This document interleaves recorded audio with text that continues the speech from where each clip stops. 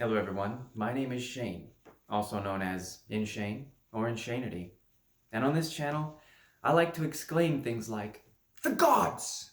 And basically just talk about my crazy, out there spiritual beliefs. Um, so today, what I want to talk about is basically um, three things that led me to my spiritual awakening. And so where it all began for me was actually before my birth, because my mother is a key component in this. She used to frequent an organization called the Spiritual Science Fellowship, which is a spiritualist church basically that functions mostly as a school, or did at the time function as a school for mediumship, where they taught yoga, they taught mediumship and intuitive development to the general public.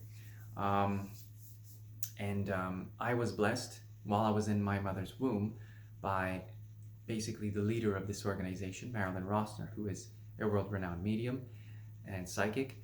Um, she blessed me while I was in the womb of my mother, and I believe that that's one of the key components that led me on the spiritual path, which I believe gave me probably, I was imbued, I think, with some psychic abilities, which I'll come to explain later. Now, um, basically, in my life, I've been guided along and had a bit of a rough existence, was raised in poverty to a mother who had some mental health issues, to basically being raised in foster care when my mother had a nervous breakdown. And eventually, I was, by the end of high school, I had come to read like a few things like, Chicken Soup for the Soul. My foster mother was into books like, On Death and Dying, things like this that led me to understand that life after death existed. There wasn't really, things like, I don't know, ghosts existing and stuff like that. And um, just the fact that there's various proofs that the soul continued on after the change called death. And so that was a core belief I had around me for a long time. But what really started to get me accelerated on the spiritual path was by the end of high school, my English teacher basically gave me this book called Messages from Michael by an author named Chelsea Quinn Yarbro.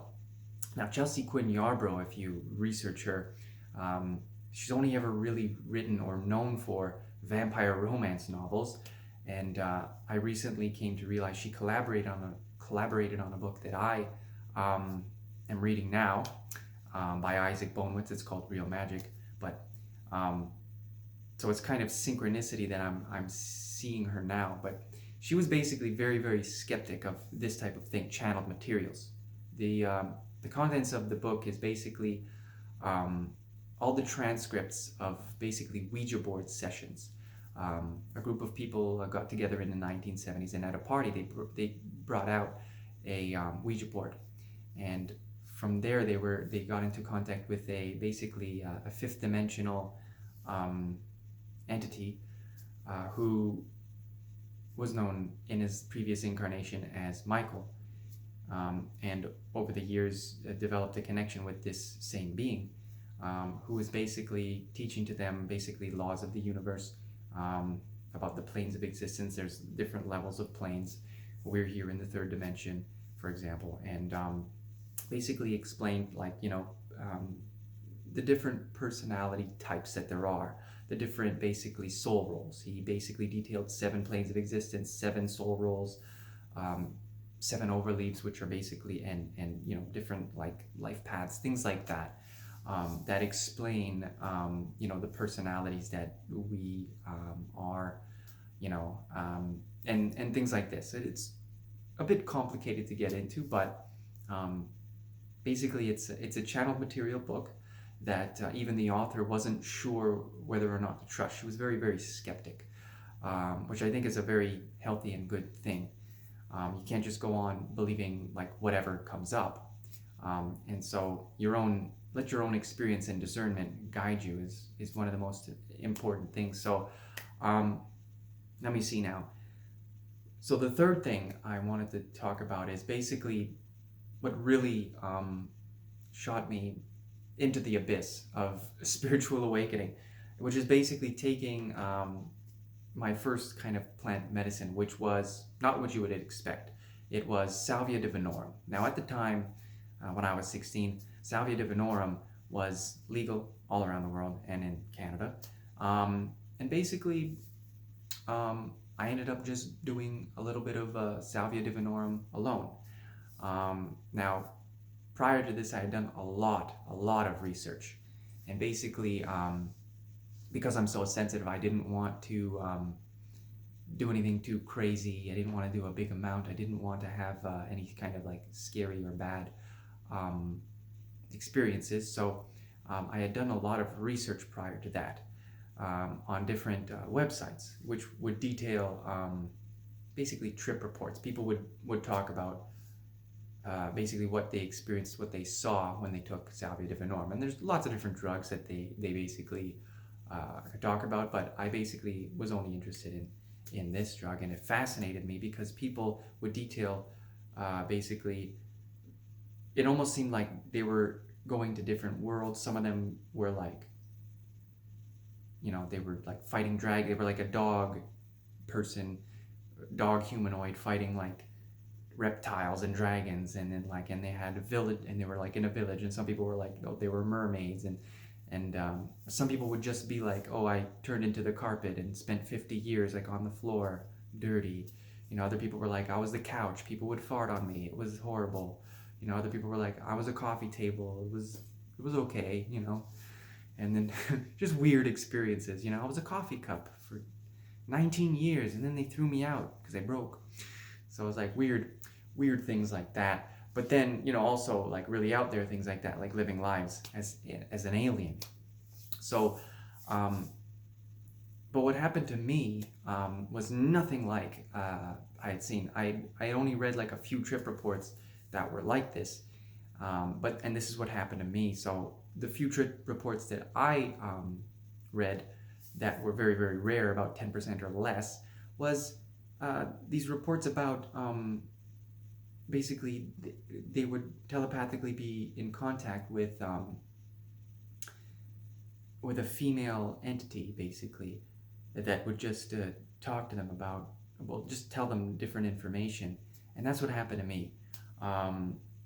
What I really understood that to be after reading the Channel Materials book, which kind of guided me to this path, was that this was the oversoul of the plant contacting me. It was a female, basically deity, a Deva, if I'm not mistaken. And so I spoke with the Deva of the plant, which basically promptly told me that I could speak with the souls of the dead, which I believe, if I'm not mistaken, is some sort of shamanic capability on my part. So basically telling me I'm a shaman, I could communicate with the dead, and obviously also communicate with the oversouls of plants and the devas of plants.